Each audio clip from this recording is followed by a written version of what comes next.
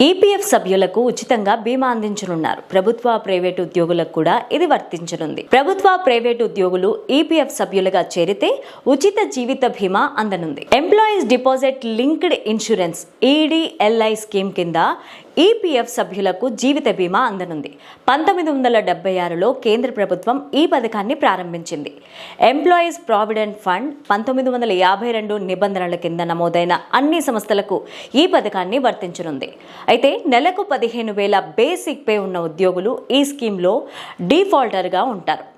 ఉద్యోగి నెలవారీ వేతనంలో 0.5% ఈడీఎల్ఐ పథకానికి సంబంధించి విరాళంగా యాజమాన్యం అందిస్తోంది. అయితే ఉద్యోగి గరిష్ట వేతనం 15,000 వరకు ఉన్నవారికి మాత్రమే ఇది వర్తించనుంది. ఈ పథకానికి ఉద్యోగి నుంచి ఎలాంటి కాంట్రిబ్యూషన్ అవసరం లేదు. ఈపీఎఫ్ కింద జీవిత బీమా పొందిన సభ్యుడు మరణిస్తే నామినీకి బీమా డబ్బులు అందిస్తారు.